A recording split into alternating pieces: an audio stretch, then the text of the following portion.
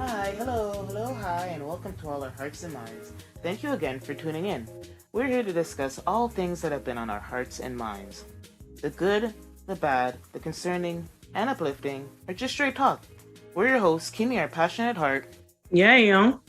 and me, Jeanette, our mind and chronic overthinker. Let's get into it. Please. Been waiting.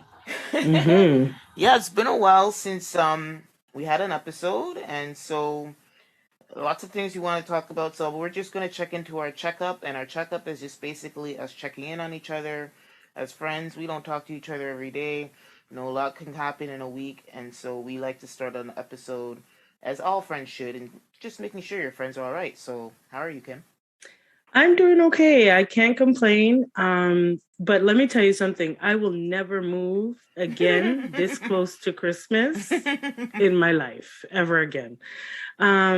It's been a lot, moving. Like I said, so close to Christmas. We literally finished. We've moved, but it took some time, because Yeah. we're also working at my daughter's last week of school, so it's been a lot. But I made it. We made it through, and now we're just trying to settle in, And but overall, we're pretty good, The Lord's been good to us this Christmas, even with everything that's been going on. Yeah.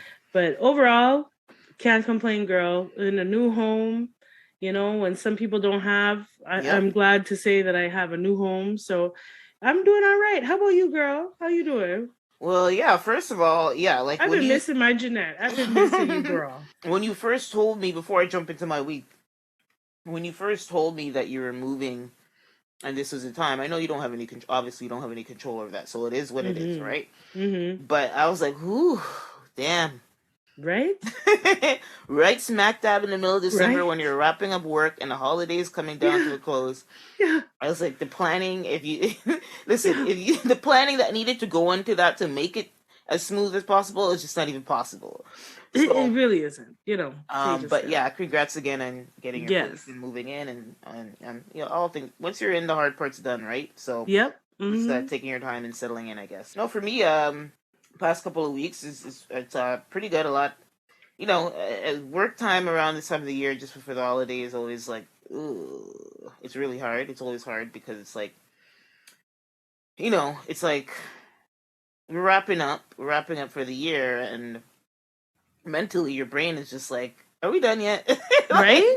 it's just like really hard, right? To And get it then together. Need to get it together. that focus, you do still need to Focus, work. man. It's not the holidays yet. And so that was me battling that little battling that voice in my head, or needing to listen to that voice in my head to tell me like, you still, it's not, time's not done to stop working yet. You But it know? is hard. I think it's just a culture. That's just a vibe that you get around. Even in my office, it's like people start going on vacation or going back Mm-hmm. home, and it's really hard to stay on the grind at this time of the year. But nevertheless, I did it. And then, That's right. holiday. I tried to keep it simple this year. Like every year, I think we talked about this in our last year holiday episode, where it's like the holidays. It's like a mixed bag. Like I know you had your move, so maybe you're distracted from the typical holiday feeling, Yes. which is a good and a bad, Yes. I I was guess. looking for drapes while It, everybody's shopping for yeah, so I'm not there. I'm not there. yeah, But but it could be a lot, and then yeah. So I just try to keep it as simple as possible for myself. You know mm-hmm. what, people manage people expectations. I think the holidays can be a lot financially, emotionally, spiritually, depending on your situation, but honestly manage expectations with everybody, and create a safe space for yourself so you're in the best place possible. It's a time of the year Mm-hmm. where you want to be in a good place, if not the best place, at least a decent place. And yeah, but it was great to reconnect. My mom is in Jamaica, so we didn't have her to hold down the fort, so Mm-hmm. my sister did, and we all kind of contributed a little bit and had a small little gathering, which was great. Santa was good to me. I don't know why. I tell them not to get me, spend too much money, but whatever. Yeah. It's a nice thought gesture anyway. Other than that, it's great. Just waiting for the end of the year. The new year to come on Wrap it in. up. We're ready to wrap up 2022. Yes. Can you believe it? Like, geez, I feel like it's gone in a blink. It really has. Girl. I feel like it has. Like I feel Like, you like know how, I yeah, took like a you, rest and it's yeah. 2023. I Like, feel like 2022 and 2021, it was like, whoa, what just happened here? Like, what? right? Where did the time go? It's like 2022, the code, like, when the pandemic hit, or sorry, 2020 when the pandemic hit, the year dragged on forever because it was like we're mostly inside.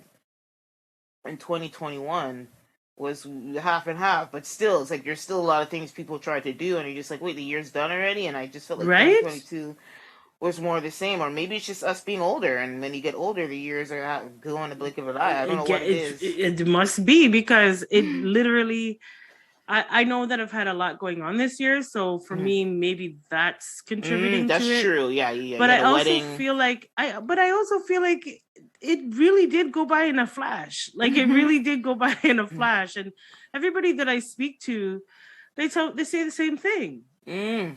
Like Christmas just it whipped right around. Like it just Mm. and now it's a new Listen, year so quick. Like it just feels like time is really going by really, really really quickly. fast. Like it was November 30th, and all of a sudden it was Christmas. Like I don't know what I happened was just, in between what I'm that saying. time.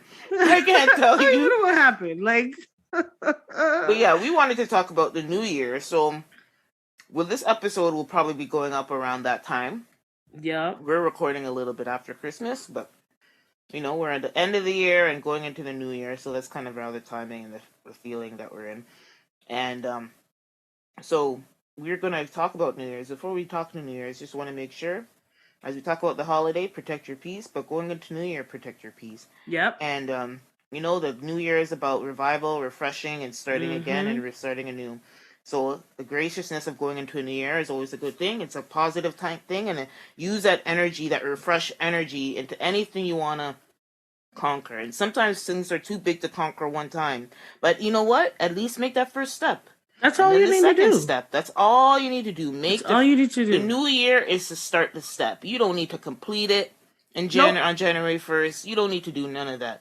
Just contemplate, reflect, and take the step. That's what And I I'll really leave you all feel with. like, having intention, Yeah. having good intention, or just an intention in general to move yourself forward, Mm. you'll act on it. You know Mm-hmm. what I mean? Like you'll want to act on it because you have such good intention for yourself in the new year coming. Mm-hmm. Um, but yeah, it's one step at a time. And honestly, I can't do no more. Just one step at a One time. That's step. all I got. Okay, so yeah, we just wanted to reflect on that for our listeners, and hopefully, it left you with something. These are things that have helped me, because it can be daunting going into a new year, especially if, maybe you had a lot of things that you probably did accomplish, but maybe that one important thing is still sitting there. So one step. Okay, so before we get into our headlines, thinking about New Year's and renewal and stuff, we just wanted to do a little bit of reflection. Yeah. And so Kim and I decided for our New Year episode, or end of year / New Year episode, that we wanted to do a look back, kind of a year in review. And each of us decided for a year in review. We won't have an elaborate one, but we both decided to choose our most memorable or favorite, whatever episode or content or subject that we've integrated into an episode, or if we didn't, but it was something big that Mm-hmm. happened the year that we wanted to reflect on. And Mm-hmm. I kind of went back today and was scanning through, and something that touched on me, I'll just go first, Mm-hmm. is something we did earlier in the year, and that was our Black History episode. It was the Mm-hmm. title, it was in that episode, and the title of that episode is Black History Month versus Black Future Month. Mm-hmm. Well, Black Future Month, or BF, was something that Ye, formerly known as Kanye West, put out there. And in light of all the craziness that's been going on with him and his reputation, and it's all a lot of negativity surrounding him and his thoughts right now, right? Right. And so, but something that he did start, or maybe build on, maybe he didn't start it, he definitely didn't start that notion, but he built on and made a whole platform for it, was Black Future Month.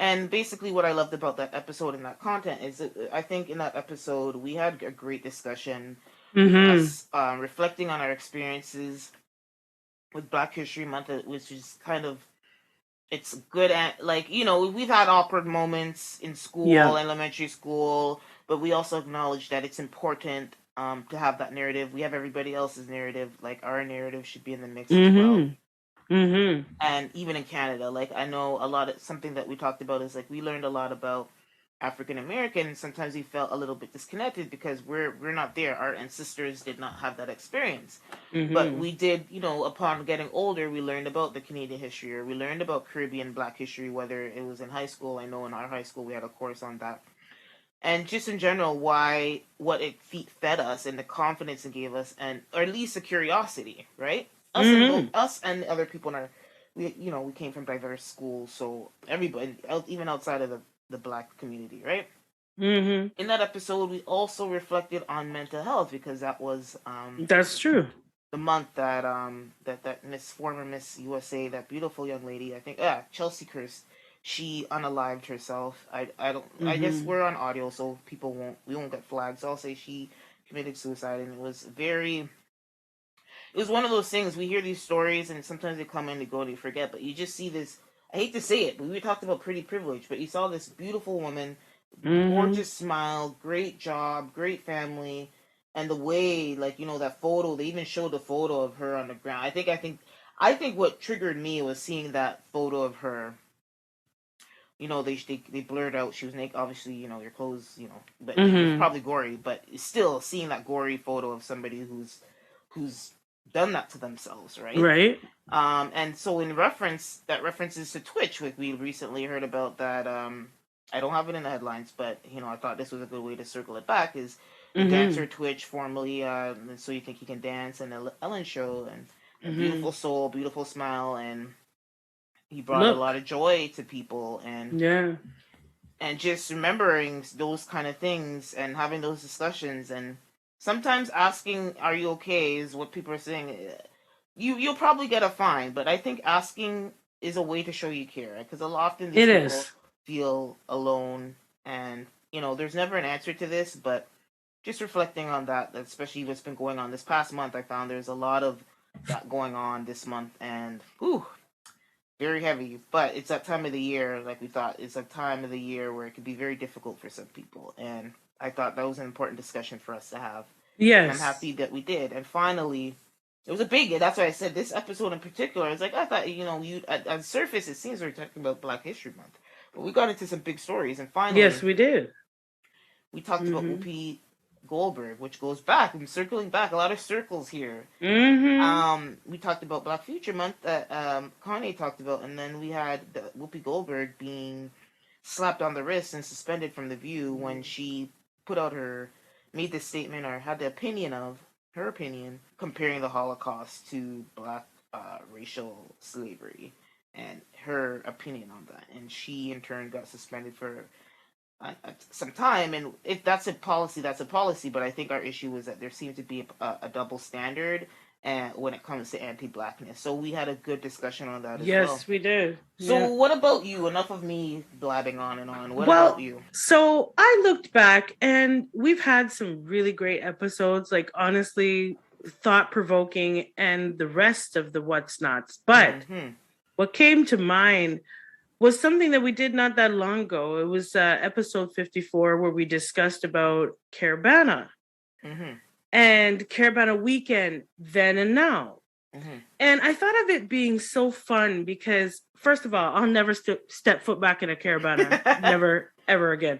But it was nostalgic for me, and going back and remembering what times were used to be like, mm-hmm. and celebrating our Blackness as Mm-hmm. Caribbean people here in Canada. Mm-hmm. We have a great population of Caribbean people that live here and are very much in touch with the culture, and having it displayed, it just feels like Black people in a space where we can be ourselves, and where we can enjoy our culture. Now, yes, unfortunately, there's times where people act a damn fool, but really and truly, you could go anywhere and people will act a damn fool. So I chose this episode because it made me remember the fun that we used to have as young Black kids here in Canada, in our teenage years and so on and so forth. Also, we discussed someone that I wanted to mention was Keke Palmer. Now, Keke Palmer, we all know, is having a baby and all that, and what's the rest of the knots and whatever. But her last movie that she just did, we talked about how great of a movie it is. And it was the #1 hit in the theaters at the time. And I just wanted to emphasize Black excellence as a woman. That episode made me feel like Keke Palmer has held it down in her career. She's held it down. She's been, she's gone with very little controversy around her name. And she's been excellent since she was a child. And I just feel as though I wanted to acknowledge Black women and their excellence within our own right. And this episode, we had an opportunity of looking at a strong Black woman in her role and as an actress, and being able to defy boundaries. Because if you look at Keke Palmer's career, she has defied all boundaries. Like she's pretty much gotten herself mixed up and involved with just about everything. And I just feel like as a Black person nowadays, we don't have a lot of space where we can just be us. And I'm going to speak specifically to Black women. And I'm going to tie it in. Caribana is a place where I felt I could embrace my culture. I could be the Black woman I wanted to be, how I wanted to dress, enjoying the things that made me who I am, and then looking at someone like Keke Palmer, who has gone way beyond all boundaries that we could possibly put on her. She's stood out in her craft. And in that space, she gives me hope to see more and more Black people, more and more Black women stand in our space and be not afraid. Be not afraid. And so I went back to this because it was fun. And, Caribana, like I said, I'll never go back. But I do enjoy it and I do remember it. And it's a time where, as Black people, we feel empowered. I feel empowered. We locked down this city. We literally locked down this city. You can't go on no Gardner, no DVP. You can't go no place. Listen, Caribana is a time that when I was young, it was so great. Now I can appreciate it for its culture and for allowing us a space for us to be who we are. In that episode, we talked about other things like Beyonce. Beyonce just dropped her new album about that time. And the album is sick. I can't go anywhere without hearing her songs. I cannot go anywhere without hearing her music. And this last album that she dropped was like, are you for real? Okay, girl, this is what we're doing. And she just set the tone. If you notice, she set the tone. And well, she always has. But this particular album, on this particular episode, we had enough jokes about this damn album, because me and you combined probably ran that album about 500-600 times. So, because I know I've been listening to it and I love Beyonce. And again, that Black excellence as a woman. Here we go again with Beyonce. That whole album, I just can't. Anyway, Black women are doing big things this year that has come. And there's been many episodes where we've talked about it. And this just felt like something that was for us. Talking about Caribana specifically, that's something cultural for us. We are of West Indian descent. And so Caribana is a big thing for us to be ourselves and to enjoy what makes our culture so great.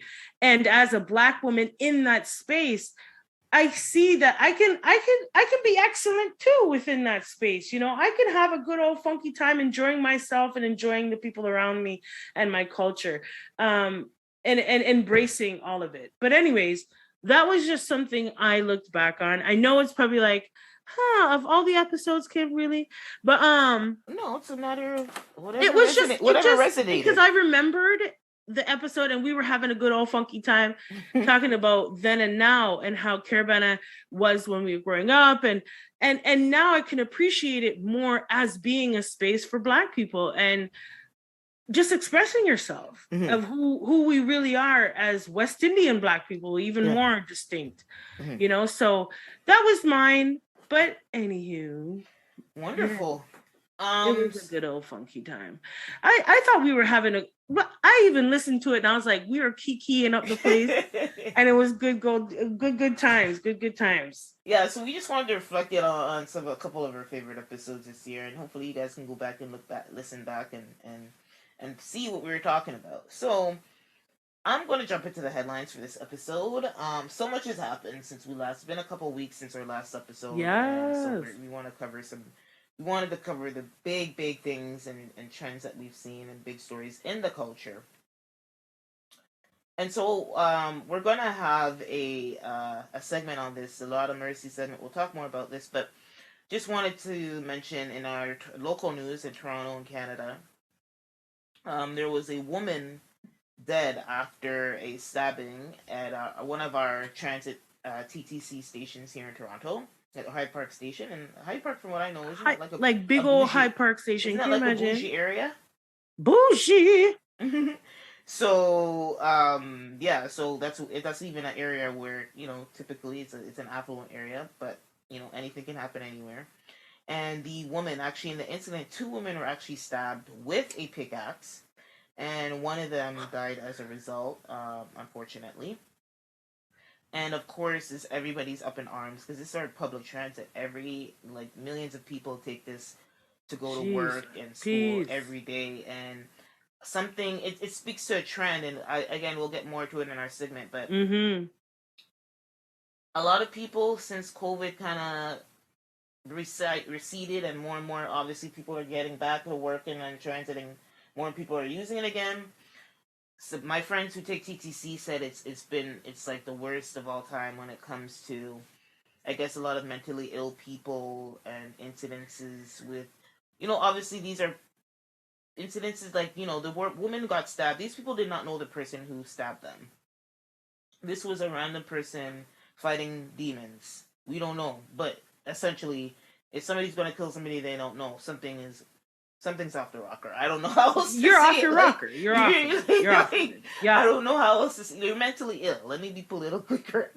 You're definitely... Yeah, okay, but your mentals are... You're off your meds, B. You're off the meds. The meds are off. You're just killing people randomly like that. Like, you're off the meds. Yeah, and it's not... Sorry, and, you know, I don't mean to, like, you know, we're just... These things are being... But, like, in all seriousness... somebody lost their life, and it's just crazy. I don't know. We'll talk about it in a segment, but we need to do something. Of course, our Toronto mayor said, "Oh, we were going to bring TTC police and mental health experts to deal with the issue." But I mean, this is like, that's just a statement. Like, we need actual. Well, this is why it's disturbing. Is that points. In the last year, this is not the first incident in the last year. In the last 6 months, this is like, I think, the 3rd incident. Yep. On the TTC that has happened. And the last one that I remember, the young girl, wasn't she set afire? Mm-hmm. Yeah. And she died. Yeah, she died. And she died. Yeah, so it's really starting to this is more than an issue that's of mental health. Mm-hmm. We need to have security on the actual trains, on the TTCs, on the buses. The amount of money that people spend to even ride the TTC, you know what I'm saying? Some of that money needs to be allocated to, like, security on the actual TTC. Because this is getting a little out of control now, if you ask me. And we're not talking about just an assault. We're talking about murder. We're talking about death. Like, people are being killed, and they're just trying to get from point A to point B, you know? And that's the scary part, is that these are just regular schmegular people going on the TTC trying to get from point A to point B, and they never make it to point B. Like, that's horrible. John Tory, yeah, I understand what he's saying and all that, but I want to see some action. Because at this point, you know, this is like the 3rd one in 6 months. So we need to do something about this now. Like, we can't just, mental health and all that. No, we need to be putting somebody who is trained to deal with mental health as well as protect the other patrons on the actual TTC. Because can you imagine just going on the TTC trying to get from point A to point B, and maybe they don't deal with you, they don't try to mess with you, but you have to see some woman set a fire. Like this is post-traumatic. You know what I mean? Like this is not a good thing for the people who are actually trying to get about their way. This is really sad, but we need to do something. And I knew from, you know, young age that there's some people that ride the TTC that are not, they're a little sketchy.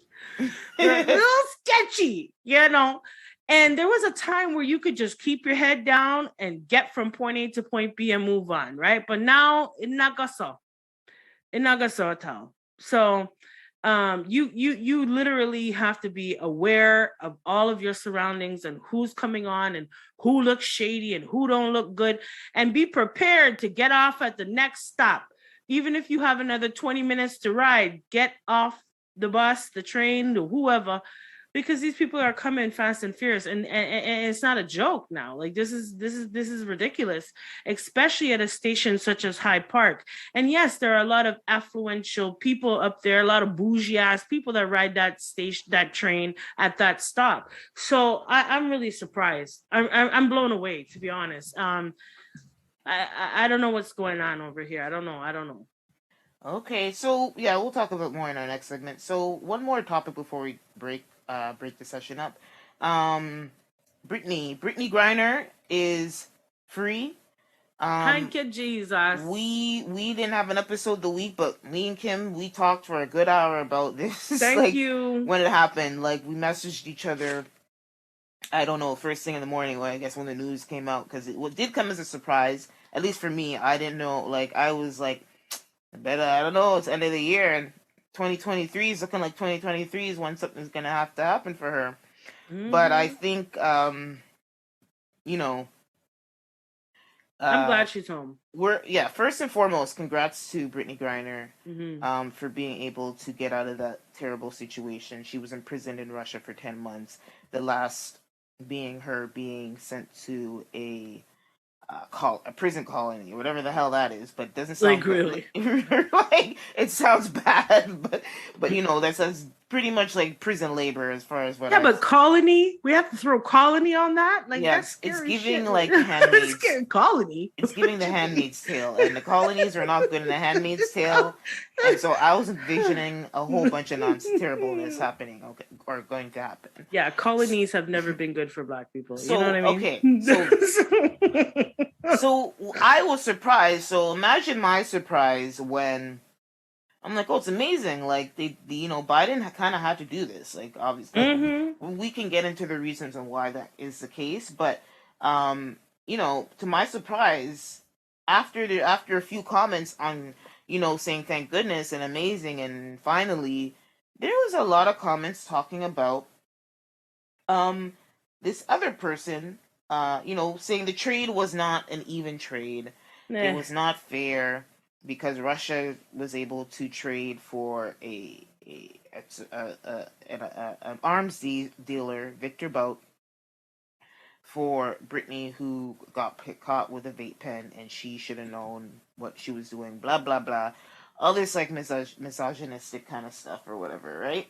And I mean, hello. Do you think the U.S. had any playing cards or any leverage in this?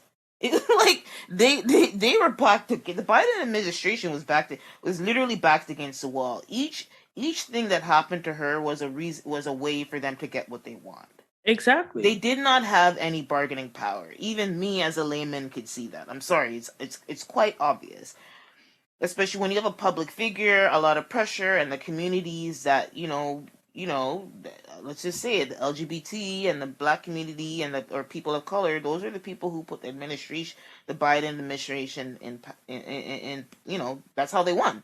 Mm-hmm. So you need to do right by these communities, and Black people put your ass in power. You better show up. You better show up, and he did.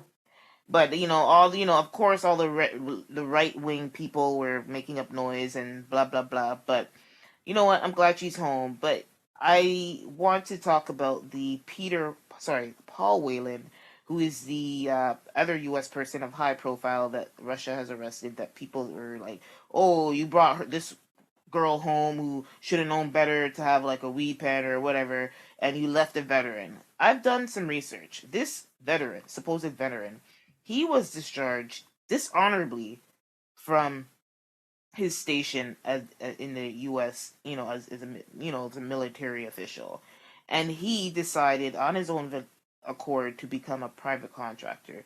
He was arrested and detained in Russia for spying. Thank you. Spying. What the? You think Russia of all countries? You're spying? Like, stop. You And wanted to go to the Russian jail, okay? Because and so you yeah, don't think Putin knows everything that goes on in that country? He damn well knows what's going on. it's like So I don't know why you that's thought a you were harder gonna. sell. That's a harder sell. A public figure who had a weed pen or whatever versus somebody who was literally spying on another nation. Like that's similar to terrorism. Like that's up there. Thank That's you. like It's one of the considered. worst things you can get arrested for internationally. You have no like, Yeah, you know you what I don't want mean? to be. You do not want to be arrested for spying, espionage, anything of No, those natures at all, exactly. because that means you cannot be trusted. And if you can't be trusted, they're not going to give you the best of accommodations. They're going to throw you in a hole and hope you die. I'm sorry. That's just That's the it. truth. That's just the truth. So I know it sounds harsh, but that's the reality. You can't go into another country spying. You just can't. You just can't. Period. So, Period. no, you know what? My personal view is it wasn't a fair trade overall. No, we know that on paper. Of course We not. know that, but the US, you didn't have no damn choice. No. You really didn't have no choice. And Biden, you know damn well you didn't have no choice. You knew you had to do something, and you had to do something, especially after they announced they were taking her to the colonies. Okay? Biden had to move quick. He had to move quick because people, more and more people were uproaring about it because he wasn't moving quick enough.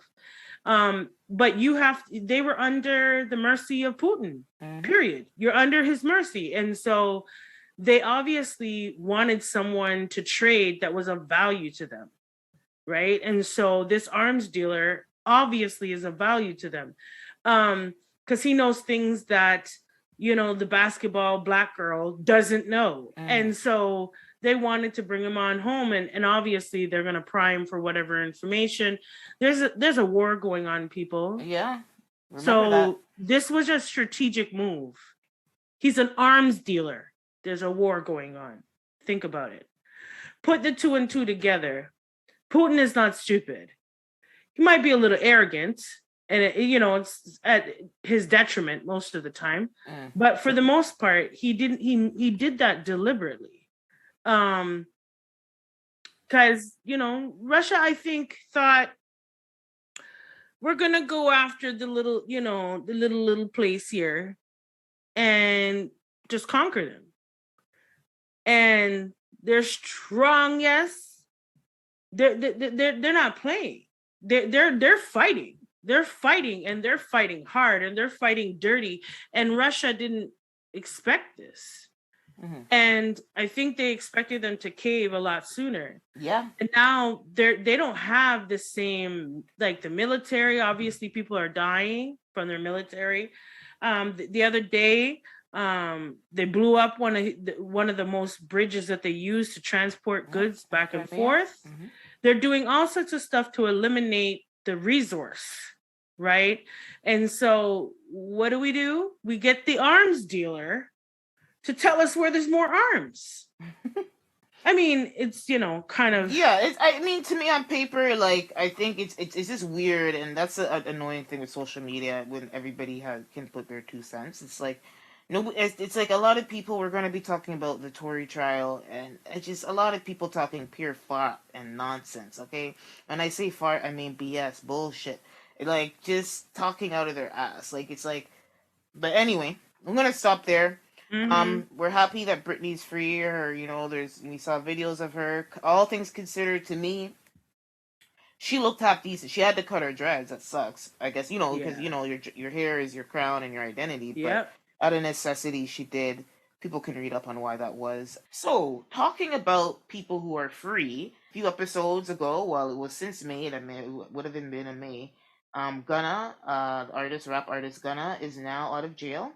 In May, him and the YSL, which stands for Young Slime Life or Young Stoner Life, and Young Thug were arrested with under RICO charges, which is racketeering and criminal something. I can't remember the full thing, but it basically it does pretty much stand for gang activity or organized crime.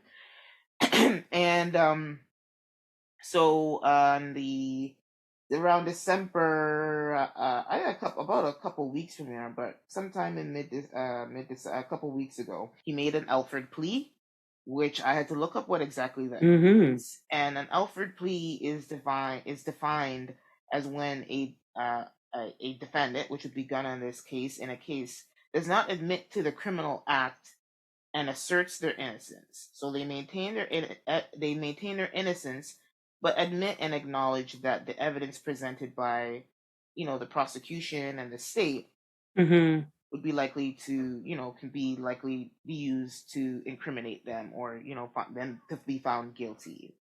And so that's what he did. Yeah. So in other words, I was in it, but I ain't telling you shit. But I did. That's up for interpretation. That's subjective to me. So anybody that could be interpreted in so many ways.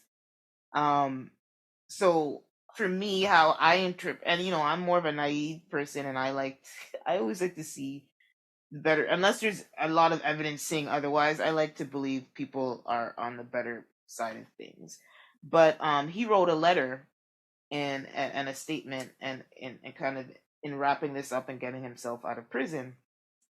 And I believe this, but he did say in a statement, he released a statement after, and I think this is still a part of kind of what he said in his trial, is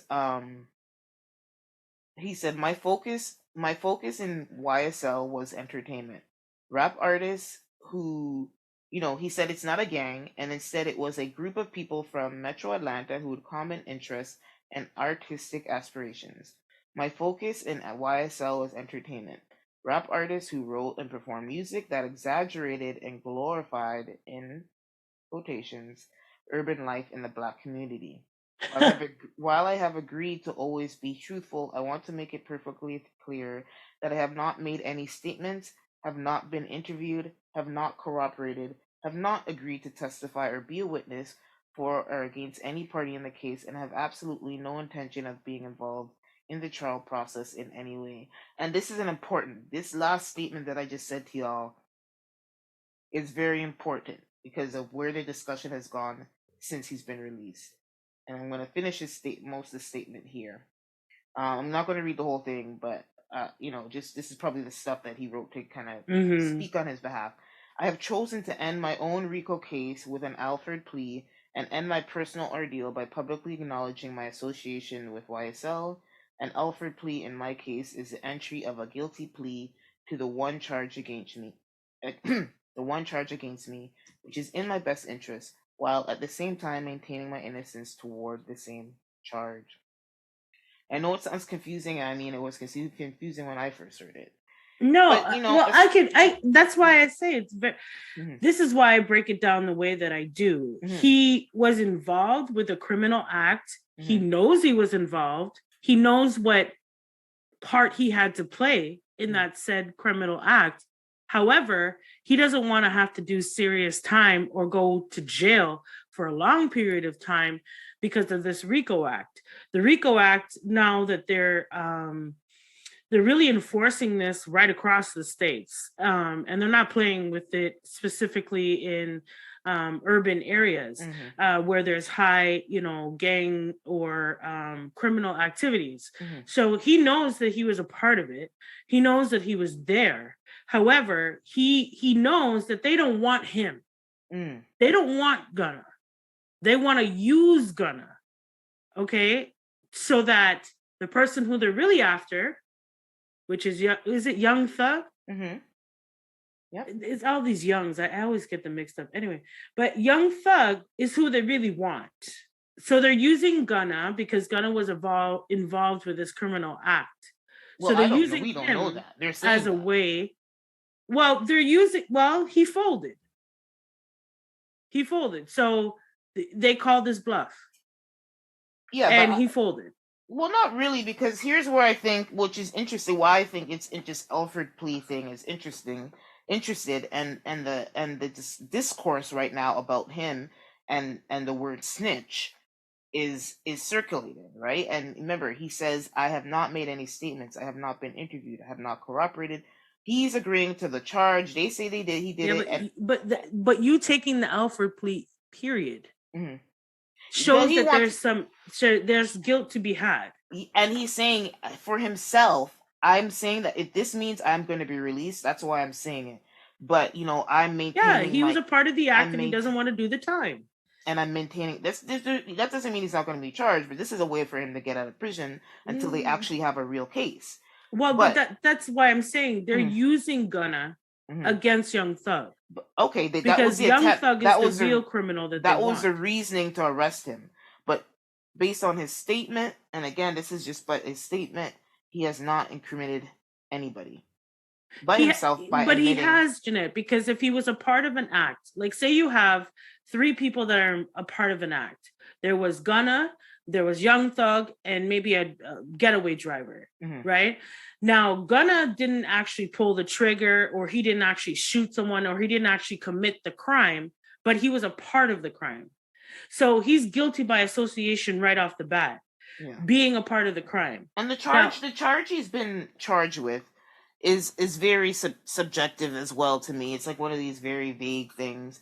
One charge of conspiracy to violate the RICO Act, which that could mean anything, right? So it that's can, that and in that's why itself. they're cracking down with this. That's why they're using RICO to crack down It's like on an umbrella charge. It seems like but they're using an umbrella charge because Gunna doesn't. Okay, these police officers know who they can tap into and who will fold and who won't. Gunna never presented himself as being that particular person, like Young Thug. No, exactly. Young Thug has been in this game for a long time. He's at one of the top tiers of his gang. People look up to him. He's known, yeah. You know what I'm saying? So right. So Gunna even was one of those people who fell under the the power of Young Thug. And so now they don't want Gunna. They want Young Thug, but they're going to use Gunna, who is a part of whatever crimes, right? Throw a big umbrella RICO charge and let him fold, because he's not built for this type of life. So they knew that he would fold. They knew that he would eventually take a plea, in which he has. So he's saying, I might have been there or might not. I know I might be guilty with something to do with this crime. Yes. But I'm not going to tell you what. I'm not going to tell you what. But here's the thing. If you were there with Young Thug and there was a crime going on, you've just said, I was there with Young Thug and there was a crime going on. So you might have saved your ass, but you put Young Thug underneath the bus. Because if there's only 3 of you, you've taken a plea, and one plea was an offer to Young Thug because they're coming for him. That's what they want. I don't, I'm not reading it that way, but I mean, I'm glad he's out. And like to your point, I do not, like, just me personally, nobody really knows. We're not there, and we're not a fly on the wall. But personally, for me, I think he's guilty by association, which he does mention. And we'll see where this goes. But for now, he's free, and you know what? I'm happy for him. But one thing I want to say about this whole Gunna and Young Thug situation. Now, back in the day, when you were a criminal, you kept it on the DL. You didn't put the shit that you actually did to a beat. Now, all of y'all who are out here in these gangs and you want to live this street life and you want to have this power, you want to be killing people or your own black people, you want to be doing all of this shit, can you not put it in the music? Please and thanks. Because that's what got this all started. Yeah, I think everybody's learning. I think from what was his name, the rainbow hair boy. What's it? I see. I'm already forgetting his name. Oh, 6ix9ine. 69. Takashi 6ix9ine. Rainbow boy. I can't. um, and other. I think there's other. There's been other artists who've been arrested with, and this new RICO thing. You know what? Actually, I just saw what it stands for because I felt stupid for not remembering this. Racketeer, influence, and corrupt organizations. Again, simply, I would say organized crime and gang. But anyway, I want to. I like it's like yeah, that goes without saying. It's like, come on, dum dum. Like we know, and there's so many discussions that we can have on people who've been charged because of their flaunting their whatever nonsense they're doing on social media. It's like if you haven't learned now, anybody who gets caught and charged with social media with police literally pulling their own social media posts, I can't feel sorry for you. Right? You put the nail in the coffin, like you know. Anyway, so moving on to music news. Let's go quickly through this. SZA. We've been waiting for new music from SZA for a while, and my Mm-hmm. girl, beautiful SZA. My issue. To me, SZA, in all her different versions of her face and her body, to me, she's very beautiful. She's a very beautiful woman. Outside of the music she makes, she's a beautiful girl. She Yes. has since she came on the scene, I don't know if it's 2014, 2015. She's changed her look a lot. I mean, I think essentially her facial structure is the same, but I could tell she's done a nose job and she's done some other stuff with Mm-hmm. her face. I think maybe something with her chin too. Because I was like, why is everybody talking? Like, I kind of hate when people pick a woman apart about their body. Mm-hmm. But the sad part is when people make that conversation, now I'm gonna look at the photos. I need to verify for myself, right? Right? And so in my investigations, I was like, okay, I don't know, I didn't know about her body. I think she actually admitted to doing a BBL recently. Mm-hmm. But it's funny because when she first came on the scene, she was a bigger girl. Mm-hmm. She was like thick. I don't know what to call her, but she was like a thick girl. And so as her star began to rise, she lost a lot of weight and became very slim. And so I just thought she was naturally bosom because she was a thicker girl. Mm-hmm. But anyway, for some reason she did a BBL and she's done some stuff for her face. But to me, in her face, she still essentially looks the same. So she hasn't botched. I don't think she's botched her face yet, which is the most important thing. Thank God. Thank God. But anyway, so I say that to say a lot of the criticisms on social media, I haven't even got to the song. There's so much drama surrounding the album, I can't even talk about my take. But I'm happy that I Mm-mm. listened to the album before I got everybody's opinions. So a lot of people are saying, "Oh, this girl's so insecure. She's this, she's that. She's making pop music. She's not making R&B music. Her lyrics don't speak to me because it's not empowered." And why I say that, why I brought in that piece in the social media conversation that's around the album and SZA herself is that that's not my issue. Like I actually have an issue with the album, but to me, I believe in creative and artistic license. That's her voice. That's her lyrics. If you don't like it, then you don't like it. Mm-hmm. We don't have to That's judge true. her. That's her voice. That's what she wants to express.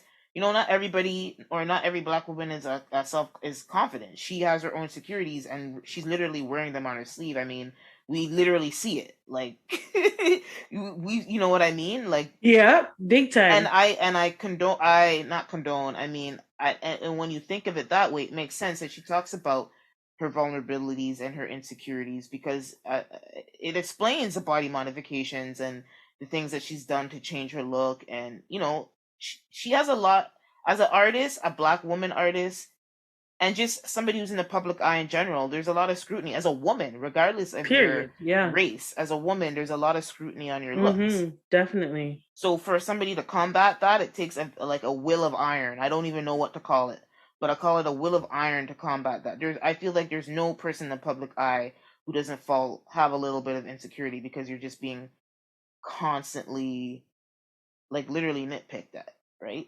Yeah, pretty much. So anyway, let's get into the album. It's called SOS. It's her first. It's 2022. So her last album was Control, was genius, amazing, everything I wanted from her on Control.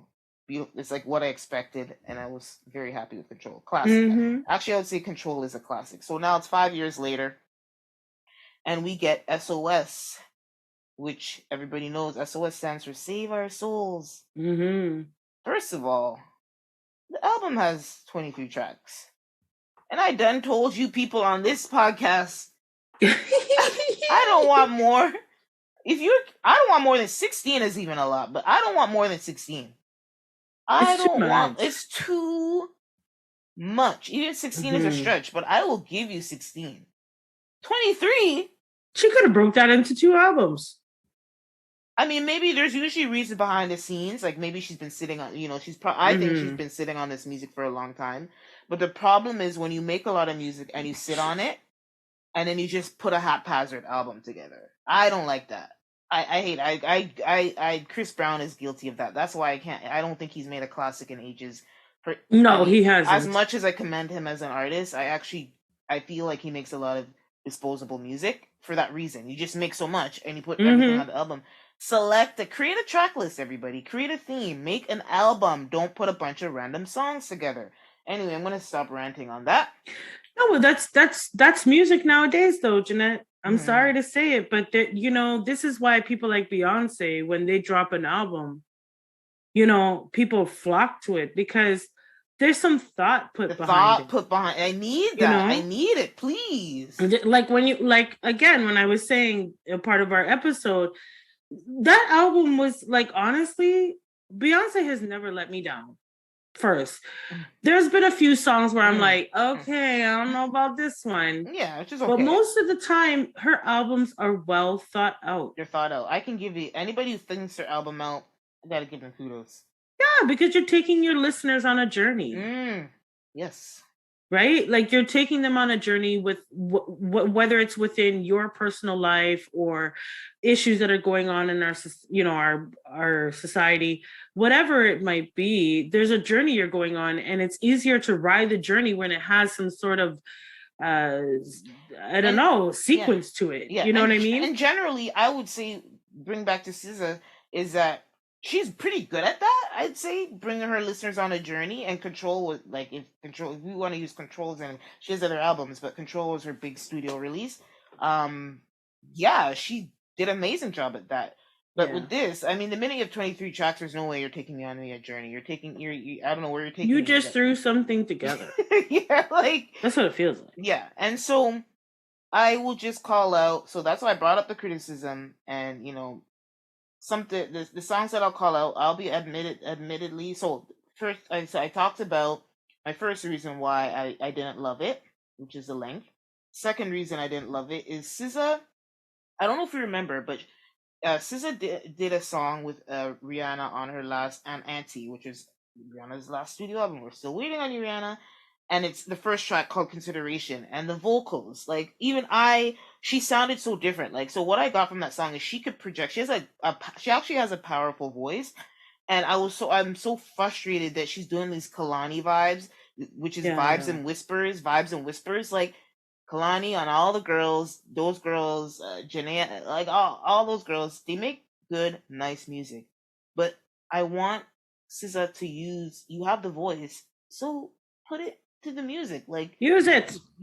That's where I'm going. That's frustrating because I'm like, this could be any of the R&B girls right now. I think SZA is distinct, and she has a very distinct voice, and she could do a lot of things with it, and she's a great writer. And she has to feel the vibe. She has to feel it within herself that she could do it. Yeah, right. Vibes and whispers. That's what she gave. And so anyway, I'll just call out some songs. I only listened to it once. I told you guys it's long stuff. So I'll just call out some notables. So SOS is because I like her voice, and it's because it's a live performance. She's vocally very strong in the intro and setting at the tone. So it's a great intro track, actually. Kill Bill, obvious. Like, I jumped to this track. Like, the name, she's brilliant. And it's funny because we know, if everybody remembers the movie Kill Bill, it's about, somebody, the lyrics in the chorus are, I might kill my ex because she's jealous and nobody else can have him. So that's the whole theme. In the movie, she's killing her ex because it was revenge, not because she cares about them other bitches. Anyway, then Love Language, beautiful song, and Gone Girl, just for vocals. The songs that have vocals, I was happy with. But lyrically, she's always going to hit. She's going to give you beautiful music. But trigger warning for the girls out there, if you're vulnerable and have insecurities and you're trying to look for empowering music, this is not it. That's that on that. So I'm going to move on into our first segment, which is Lot of Mercy.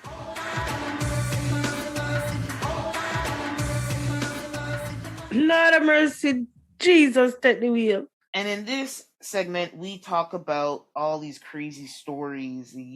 Sometimes you see the news and you're just like, woo, Lord Oh, have go on. mercy. Lord, take the wheel kind of news. Take like, it, please. Only God can help the situation. In and this so, situation, man. The topic is, I talked about it and I touched it on our headlines, and it's all these TTC killings happening here in our city in Toronto on our transit system. And TTC is a Toronto Transportation Commission for, I hate, when I talk in abbreviations, I want to give context. So anyway, like Kim mentioned when we talked about it in the headlines, this incident where the woman was stabbed with a pickaxe in Hyde Park Station was a third, maybe, of what we know. This isn't what made the news. I'm sure this is it. That's way more. it. And before I get into this, I'm going to share a story. I recently, a couple weeks ago, had to take the TTC back home. I usually use our above ground subway system, which is more expensive here in Toronto, called the GO Train.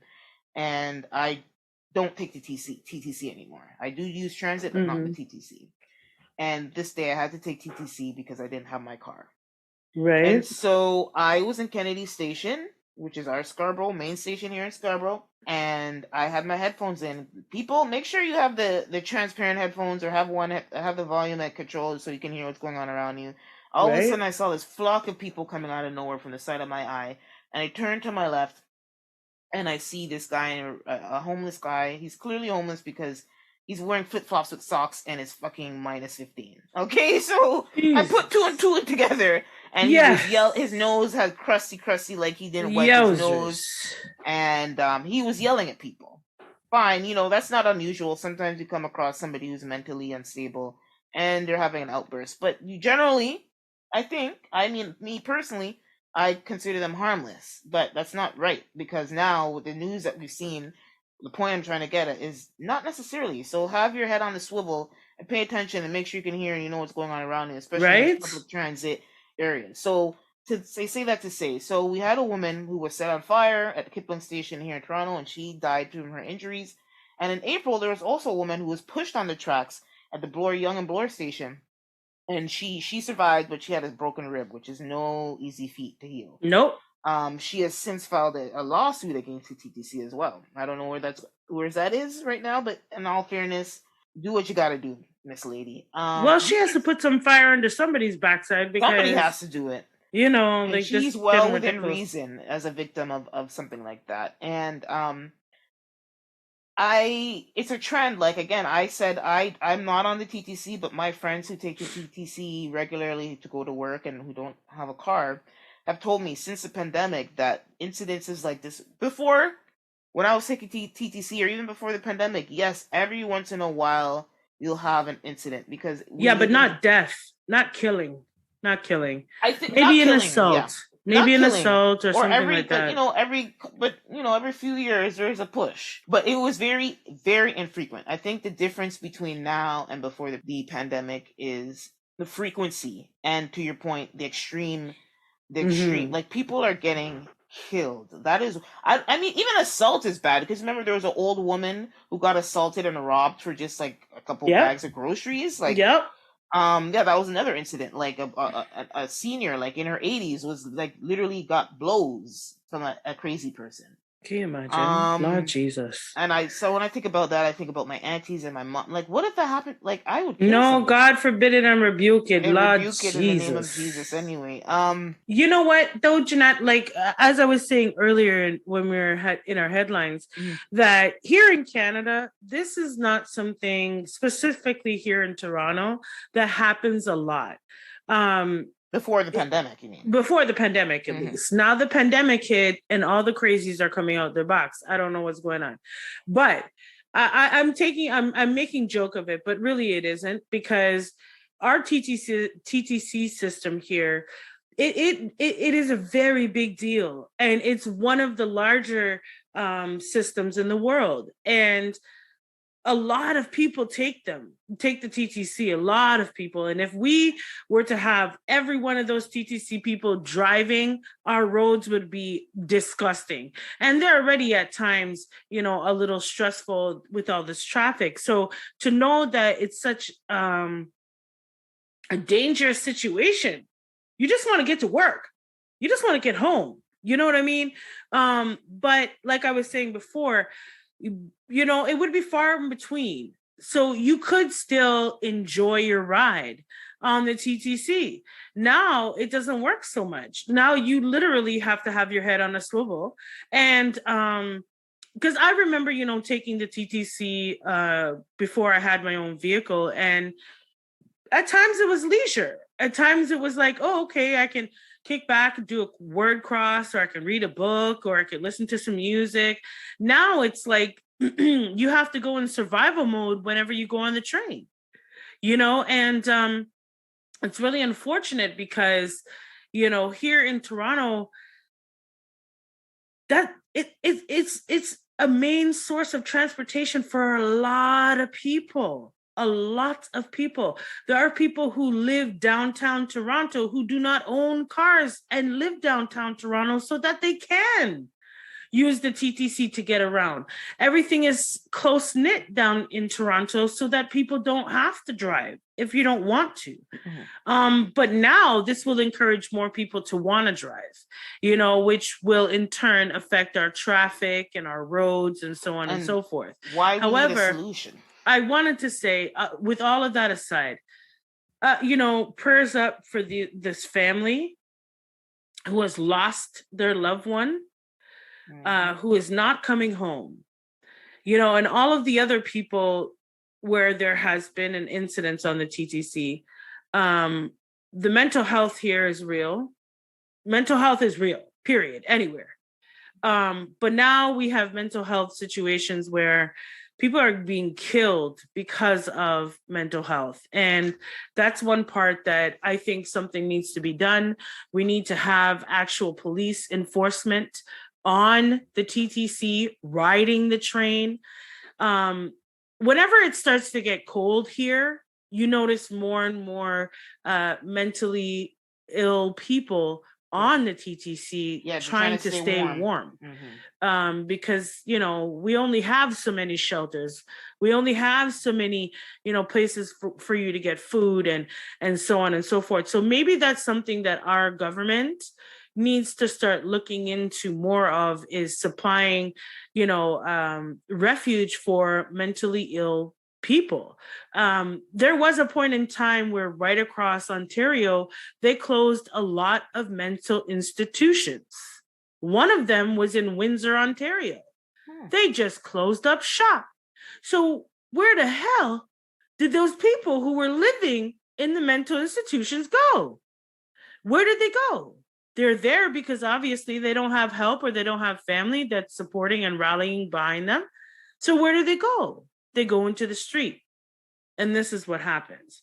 So this is a bigger issue that I hope our government really takes some time, not just, oh, well, we need to mental health. Okay, so what are we going to do about it? We need to open up more institutions or more shelters that deal with mental illness and homelessness all at the same time. But you know what? The reason why I think that this should go into this particular segment is only God can help you through and hold you tight and hold you close to him as you're riding the train. So you got to stay prayed up. When you're going out there into the world, I mean, it's already hard enough, but now you're just trying to get from point A to point B without dying. You got to stay prayed up, and you got to stay close to God at this point, and only he can turn that around or to change this situation, because it's getting scary out here. For real. I want to take my kid on the train. After this shit? Oh, hell no. No, thank you, ma'am. No, thank you, ma'am. But you know what? I did want to move on into the call out. Mm-hmm.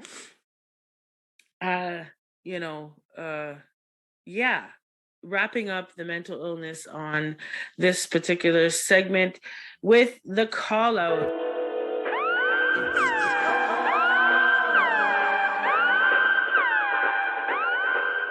And this is where we turn to one another and we ask each other different questions and we put each other in the hot seat. And so, did you want to ask a question first or would you like me to? Go ahead. Get started. Go ahead. Okay. So, my question would be, okay, so I have two. I'm trying to figure. Okay. So I'm trying to figure out which one I should ask. Which one could be a little bit more funny. But anyhow, what is your favorite holiday? My favorite holiday would probably be, funnily enough, maybe it's gonna be random. Maybe Victoria Day because it's the first long weekend in like when it's warm. It's summertime, Or yeah. like where it's decent. It's not necessarily. It's like summer's approaching. It's not necessarily summer weather, but it's nice enough to do something outdoorsy, or defrost. And that's like I guess the equivalent to May 24, but it's our Victoria Day weekend, and it's my birthday month. So yeah, that's a good reason. I yeah. agree. So that's it. Yeah. Mine would be Easter because, like, for me, Easter it's in my birthday month. First and second, it's like a renewal. For me, it's like, well, maybe not a renewal. Maybe that's not the word I'm trying to use, but a new beginning. Because the spring, here in Canada, we have snow, and so when the spring starts to come, you see new life coming about. You hear birds chirping again. Also Easter is, it's a sad moment for, Christians. Jesus Christ being crucified, but he rose again, and so for me, Easter is, I don't, I know this is so sad, but Christmas has just passed, but really Christmas is not doing it for me. No, there's too much to my it. list. No, it's just it's not even on the list. Like, I like Christmas. Don't get me wrong, I do, but there's too much to it. There's too much propaganda. There's too much preparation. There's too much this, that, and the third. Easter, I feel, for me, is a time of renewal. It's a time of, new beginning, new life, coming up. And yeah, so that's for me. Okay. That's what I like. So I wanted to keep it easy and light and pretty, Okay. So that's my question. I don't know if I asked this already, but your favorite.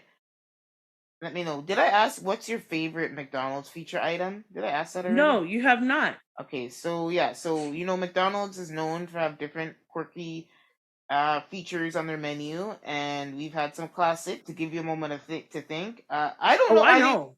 Oh, you know. Oh, well, I'm gonna say, funnily enough, I wasn't sure. Like, we could discuss this after, but I want to go with the vegan burger, the veggie. What? Okay. Yeah, I know. I'm gonna go. I know it sounds weird. I mean, because I don't count when they have like a McChicken with a different sauce. Like, that's like, they have no, that doesn't count. But so that's why, because otherwise that's what I would choose. So anyway, what were you gonna say? I was gonna say the pizza, because the pizza is, because it's nostalgic for me. Yeah. Like when I was in high school, I think maybe grade 9, 10. Yeah, around that time. Around that time, they came up with the pizza, and it took 500 years to make, but it was good as ever. And I don't know if it was just simply the fact that I'm getting pizza from McDonald's. Yes, I don't know. That's what it is. I'm going to answer that question for you, because the pizza, I made a small list just to jog my memory, and pizza was, of course, on that list. But when I think back, I was like, you know what? The pizza was not hitting. The pizza was cardboard, but because it was pizza, it was just, I think, the novelty of ordering, and it was a personal pizza. That's what I liked. Yeah. It wasn't like a slice where, you buy a slice, it's like, barely. It's like, it was a nice little mini, how it was presented, and the box. I think the experience was cool for the pizza. But the pizza itself was, if you think about it, really, it was cardboard. Yeah, it was cardboard.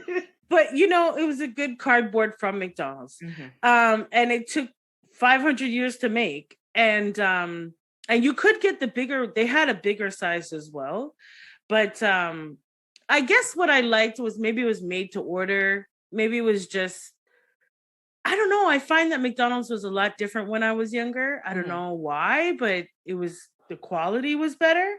than it is now. But it was still cardboard, but it was from McDonald's. So, yeah, that's mine. All right. So now we're just going to move into the workout. And this is where, we work out our hearts and exercise our mental fitness in a deep dive discussion on issues that are impacting us, our culture, us personally. And so this week, this has been big news. This is a long time coming. And now we are going to talk about the Tory Lanez trial. Yep. Who shot you? Well, we found out who shot you. It was Tory Lanez because his ass was found guilty on 3 different counts. And so, Mr. Tory Lanez, this child, it was just a whole mess. Yeah. It's been a whole mess for the last 3 years. Okay. And now we're at a point where he has been found guilty as charged for shooting Meg Thee Stallion in the foot. Now, so bits and pieces of this trial and people who have take witness and testimony and all of this in this trial. And there's a few things that I wanted to mention. First, okay, Tory, you should have just calmed your ass down when you were charged with this in the first place. I think you had very much to do with your guilty verdict. I think you, other than pulling the trigger, okay, had very much to do with this guilty verdict. If you had sit your ass down and relax yourself, maybe, just maybe, it wouldn't have panned out this way. But one other thing that I wanted to mention that I feel has kind of gone under the radar because of the fact that Meg Thee Stallion was shot. As a Black woman, she was shot. But was that there's 2 females fighting over this little loser. Like there's 2 beautiful, vivacious Black women fighting over this 5'2" nothing man who has a complex. He has the Napoleon complex. Yes, okay, very much so. He does. He has the Napoleon complex, and everybody, I want you to go look that up. But basically, what's the name people call it? Shot man syndrome. Yes, him have shot man syndrome because he wanted to set a precedent amongst these 2 women, and unfortunately, you're gonna have to do time for that. And so, talking more about the actual trial. It has been some time since it has happened, this trial, and the guilty verdict has been found. But in the trial, some of the things that I found interesting was one of the witnesses, which is also a part of the whole scenario of her Meg Thee Stallion being shot, was Kelsey Harris. Now, this is supposed to be Meg Thee Stallion's best friend. Okay, up until this point in time where she got shot, they were besties. They did everything together. They went everywhere together. And little did Kelsey know that Meg Thee Stallion was trailing behind her with every man that she pretty much brought into the situation. Now, is that important? Maybe, maybe not. Not at all. To me, it does show character. Okay. It shows insight on Meg Thee Stallion's character. In this particular case, though? Well, I mean, it shows her character. Because that's your opinion. Continue. It is my opinion. So, in the very beginning, you guys know I'm not a Meg Thee Stallion fan. I'm not. Jeanette has made that clear for me many times. Yeah. She likes Meg Thee Stallion, and I'm not saying that some of her music isn't good, that I won't bop to it. Yeah, maybe. But am I gonna ride for Meg Thee Stallion? No, because she's always seemed like an opportunist to me. She's always seemed like, that one friend that will bounce from person to person or group to group. You never really know where her loyalty lies. She's always crossed me as that type of person, that she's very opportunistic, which in the game, I guess you gotta have to be, right? Like, I can understand in the game that she's in, what she's decided as her career, I guess maybe you gotta be that way. But it does show me a bit of your person, a bit of who you are, and the fact that you're willing to smile up in your friend's face but stab her in the back at the same time. Mm-hmm. I don't know. For me, should she have been shot for that? Hell no. Should we protect Black women at all costs? But we should also protect Black women against other Black women in this case. Yep. Because look at what she was doing to her own Black sister that she said was her bestie. So, yeah, we don't want to make it and put Meg Thee Stallion on trial, which is not fair because she was shot. Yeah. Period. And I agree with that. But I do want us to take away more than the fact that she was shot. That we should look at the personality and the character that is Meg Thee Stallion. And should it be on trial? No. But I'm not going to ignore it. And I'm not going to pretend that it doesn't exist because it's in our face. This trial. Now, Kelsey, I was saying to you when we were talking about this before that Kelsey is playing chess. Kelsey is playing chess because she is now married to the CEO of the same company that signed Meg Thee Stallion. Her man is now making money off of Meg Thee Stallion, right? So she's playing chess. Does she want bad publicity for her now husband's production? Or sorry, is it what is it? Production company? No, they don't. So she kind of had to plead the fifth right throughout her testimony, and she pled the fifth. And if you listen to when she pled the fifth, it was very telling. It was very telling, and there was something that went on that night that I don't think Meg Thee Stallion even saw.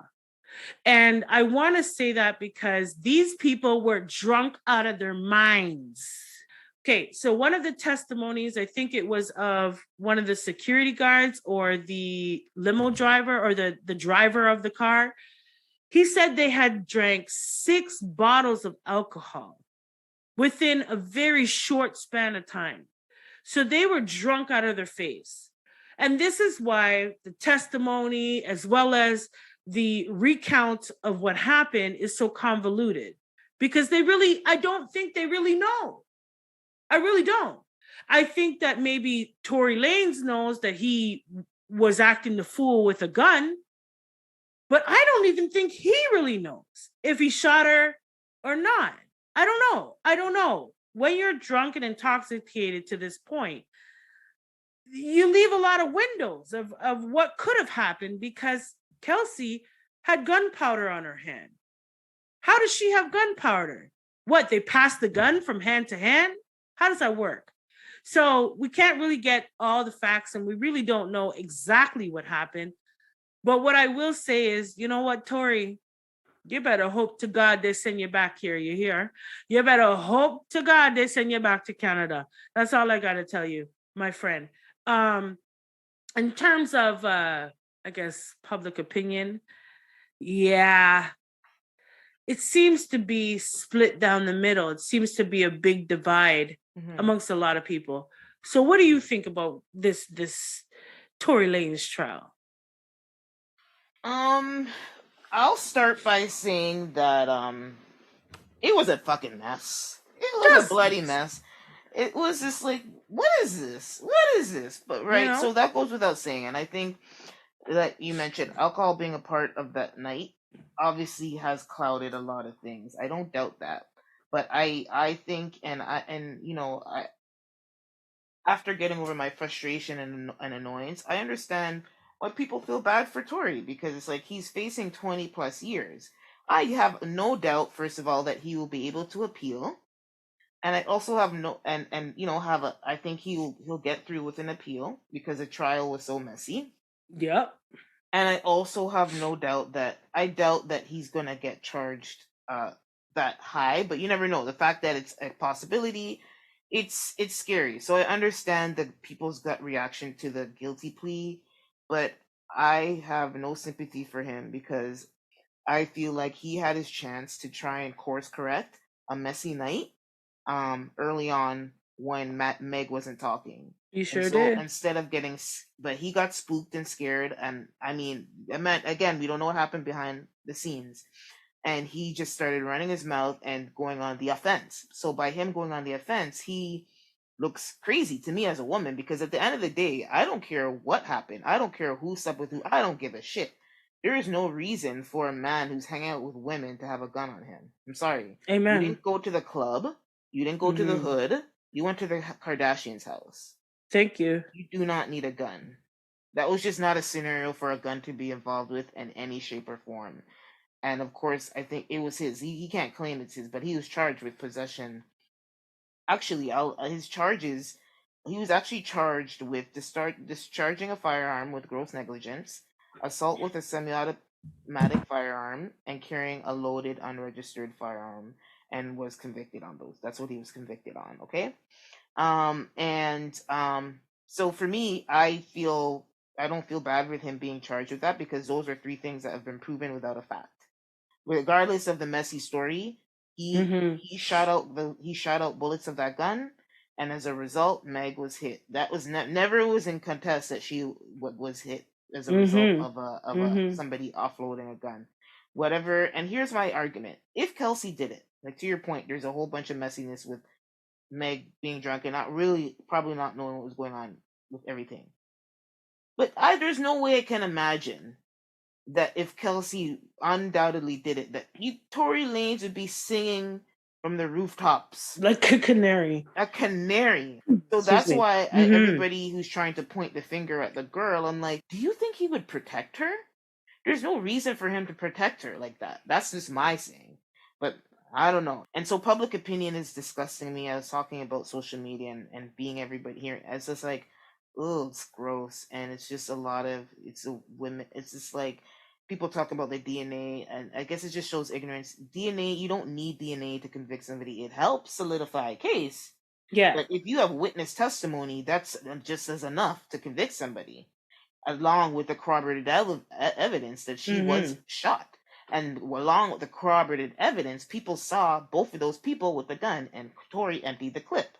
Hmm. So it's like, and based on the guilty, what he was charged with, I don't feel bad. I think he should have humbled himself earlier, and I think if they were all worked together, this could have not have escalated to the point where he's facing 20 years. And Hmm. the embarrassing thing when the father, his dad came out, I hate to say, I don't feel bad for him, so I'm gonna laugh. When his dad came out and I don't know if it's his mom, his stepmom, his auntie was wearing the Tweety Bird outfit. I was like, what? These people. He came out, Rock Nation, Jay Z, Man of God, evil this, evil that. Your son's evil. Talk to your son. Thank Um, you. I'm sorry, like, but I'm laughing, but I can turn it around and be like, this is a family who's, they don't know what's gonna happen to Daystar, or sorry, Tory Lanez. And yeah, I guess that's your immediate. It's gonna be emotional, but I'm sorry, you're blaming Rock Nation, Daddy. Please. I Please. need you to go sit down.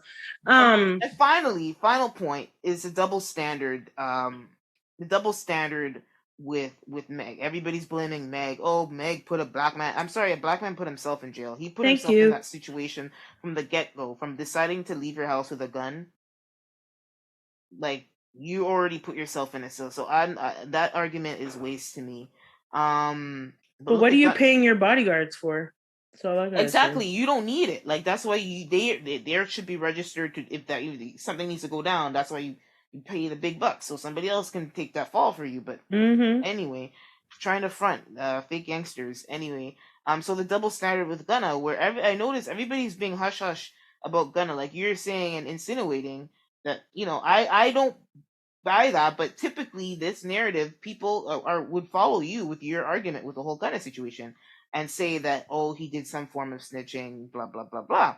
But everybody's mum about him, right? But Yeah. now, some roundabout way, when a man purposely has a gun on himself, and whether he shot her or not, he had a gun and gunshots went off and she was injured. Now you're blaming her for another black man's mistakes. Like, that's another thing that's rubbing me the wrong way about this whole discourse. Like, I'm happy the case is over, and people are like, Hmm. oh, thank God it's over for Meg. It's not over. People are gonna be blaming her from now until whatever. So God knows it's going to happen, but I'm glad technically that it's over for now. And that was the state's case. I'm sure she doesn't want anything to, if there's an appeal, she's probably going to opt out about it. She doesn't care. She probably wants nothing to do with it. Exactly. But I mean, this, like, just this discourse has been so disgusting, and this is double standard. And again, you're talking about black women. I'm so glad you brought up the topic of why your favorite episode, and why talking about black women and positivity and think them doing good things and them getting accolades and providing something nourishing, Yeah. whether it's art, whatever it is, in representation into the world. And so, well, no matter what you want to say about Meg, you're somebody who appreciates her and she speaks to somebody.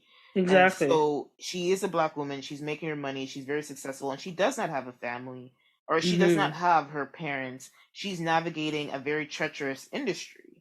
And Yep. so to have everybody gang up against you, she does have some great support. But at the end of the day, that's just, legal, PR, all that. Yes, she has that support. But what's help at home? What does she have at home? And so this double standard and this attack on her, it's from men and women, it's been like literally sickening. Well, the one thing that I don't like about Meg Thee Stallion's involvement with this was that she is worried about protecting black women. You need to protect your damn self, girl. Yeah, that's what it looks You like. should have never lied. You should have never held back.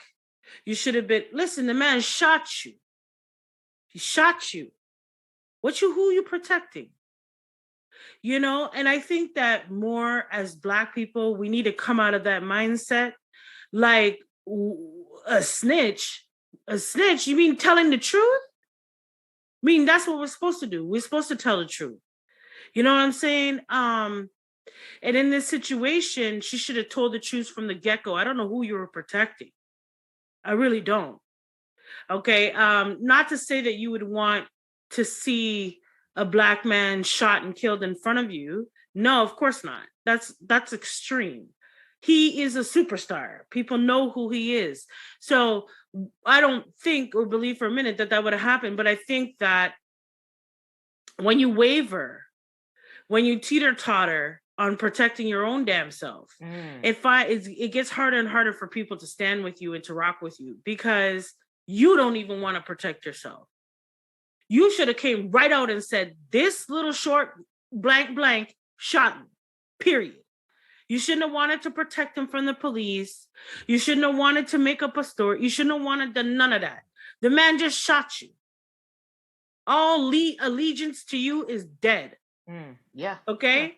So I'll be clear on that. And second, I might not like Meg Thee Stallion, but she's still a black woman, and she still is in the music business, and she, should get some sort of respect. Put some sort of respect on this girl's name. I don't like how she did Kelsey though. I don't like how she did that. I'm sorry. Should we put the two together? Maybe not. But would it have even happened if there wasn't betrayal to start? I always say what's done in the dark will come in the light. You know what I'm saying? So while you were going behind Kelsey's back, you know what I'm saying? You were going behind her back, period. And that makes me look at you sideways. What trial you're on, in terms of a trial, in my mind, your loyalty is questionable, at the very least. With Meg Thee Stallion, I do hope that she gets help, because I think she's medicating with alcohol. I think that she has a long way to go. She's a young girl trying to find herself and maneuver in an industry that will swallow you up and spit you out. Yep. So, I pray that she gets that guidance, or finds some sort of a mentor or some, because I think that she's lost. And maybe her mom was her rock and kept her grounded. And now that she's not here, it's hard for her to manipulate, just go through life right now. Especially as somebody in your 20s. And a lot of people, you have a lot of yes men and hanger-ons. Exactly. There's a lot of people of that around her. But here's the thing, though, Jeanette. Kelsey wasn't one of them. I don't know that, to be honest. Well, from what we see of Kelsey and what we see of her relationship with Meg Thee Stallion, maybe she was one of them. I don't know. I just don't understand why you'd want to hurt her like that. You know what I mean? And why you'd want to hurt another Black woman like that. And furthermore, why you weren't able to stand up for yourself. This man shot you. You should have said that loud and proud from the get-go. You know what I'm saying? I hope that was a lesson. Well, I really pray that it was. And I pray that it was a lesson for more than just Meg Thee Stallion. That's what I mean. For everybody who witnessed this, you said something very important that I like. Protect your goddamn self first. Protect your goddamn self. Shoot. Listen, when you do that, then you're able to protect others. Yes, exactly. You know what I'm saying? But you got to protect your goddamn self first, because at the end of the day, look who the trial looked like it was about. It didn't look like it was about Tory. They put you on trial. They put her on trial. They put her character. They assassinated her character. They threw it all aside. They made this girl look so bad. They really did. And the public opinion, well, you know what? One thing I will say. Meg Thee Stallion is a liar. That's what I learned. Because she went on Gayle King's show and said that she had no sexual dealings with this little shot man. Personally, I have an issue with that question from the get-go anyway. But, I mean, I couldn't even understand why we're doing interviews and you have a pending case. I couldn't even understand that part. That was like Tory doing all his wrong and strong. Like, I don't think she should have did that. She was trying to say, like, I think, like you said, she was on trial in the trial of public opinion even before the actual real trial just started. And you gave them ammo. Yeah. So that's a sad part that she had to go. I'm sorry. I don't care. Here's the thing, right? Is that out there, listeners, whenever you are involved with a legal pending matter, shut your damn mouth. Because like we saw with Gunna and the RICO charges, everything and anything can be used against you in the court of law. Don't ever get it twisted. This is why they put her sexuality, her sexual conduct on trial. This is why. Because you went on Gayle King's show and had the nerve to say that you had no dealings of any kind sexually with this man. Now, if you were smart or you had a good PR team, and I'm sorry, Rock Nation, you kind of slipped on this. I don't know where your PR team is. You should have told her ass, next question.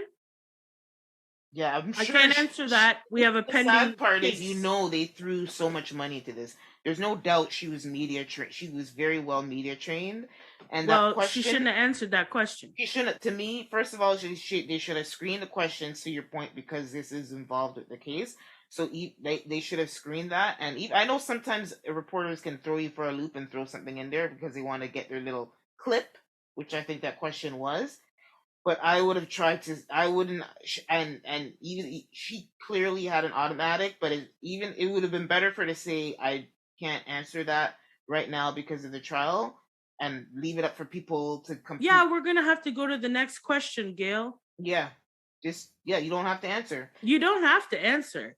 But anyway, but that could be an answer within an answer. Yeah. If you don't answer, right? But that's which is fine. You just have to live with that. Right, but that's something I would live with. And to be quite honest, I don't know if I would be doing any interviews. Yeah, to your point, I agree. I don't know if I would. That's a good look, and so that's why a part of this trial got turned on Meg herself, because you engaged in conversations of this magnitude, like you engaged in this type of behavior, and so. Tory, I really hope they extradite you back to Canada. I don't think you're going to do well in the prison. And I don't think you could do 20 years, bro. I just don't think you can.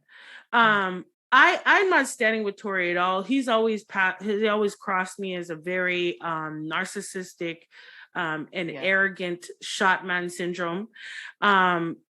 Even when you look, when I said earlier that he himself caused this guilty verdict, not just because he pulled the trigger, but because you're walking through airports punching people, bro.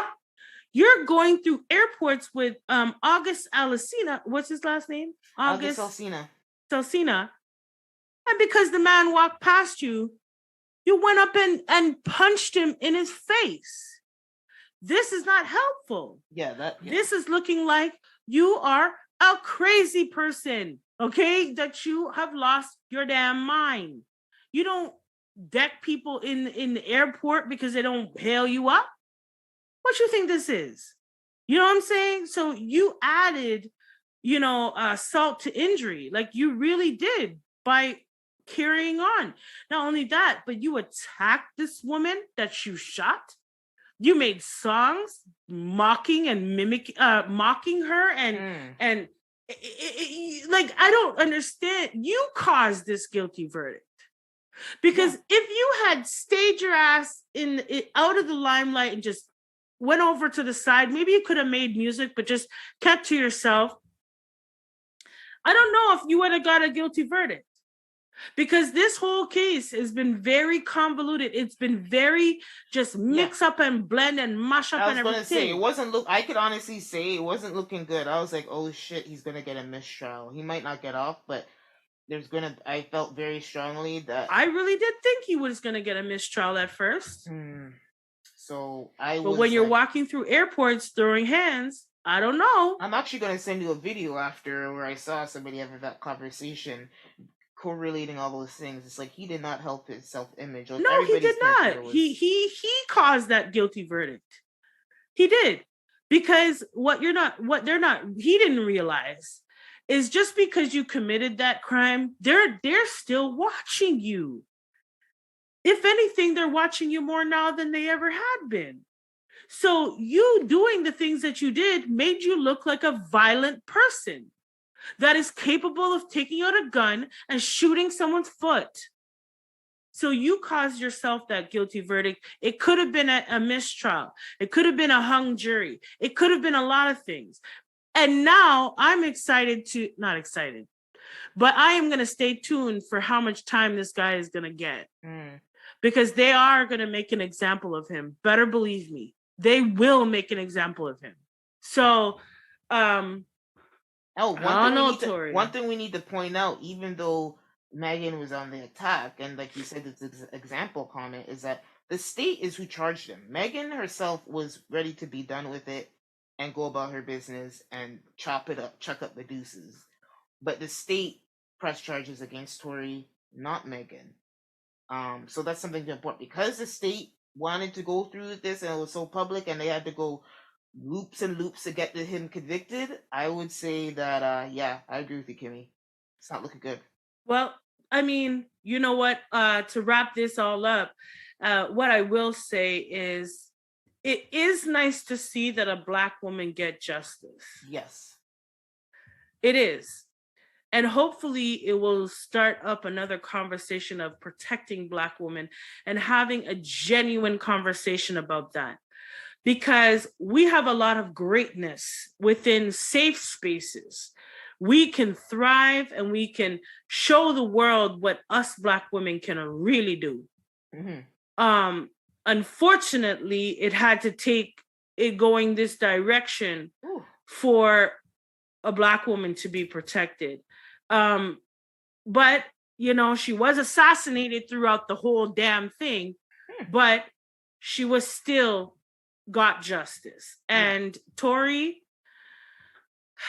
shot man, it's time for sit down. Okay, it's time for sit down now, shot man. Kelsey, I hope you're gonna enjoy your life. And you know what really popped off. And I hope you can live with that. You've moved on with your life, and you were probably angry with Meg, but if at any point in time you could have made it easier to protect said Black woman and you didn't with your, plead the fifth nonsense, I hope you can sit with that. I hope you can, be okay with that in the future. But it is, again, and I want to reiterate this because more of it would be nice to see, is protecting Black women in all spaces. Meg Thee Stallion's not on trial. She never was. She's actually the victim. As much as, she might have been shady, in my opinion, she was still the victim. And we should acknowledge that for what it is. And hopefully Tory will get help because he needs help. And Tory's papa, let me tell you something. This had nothing to do with Rock Nation. It had nothing to do with Rock Nation. If anything, you might want to reevaluate your parenting style, okay? Because your son is crazy, okay? Your son has issues. Somebody needs to sit down with his ass. Delusion. And this is not the first time. This is not the first time. It's not a one-off. This is him. So before you start pointing fingers at Rock Nation, you might want to look at yourself, and your family dynamic and all of the rest.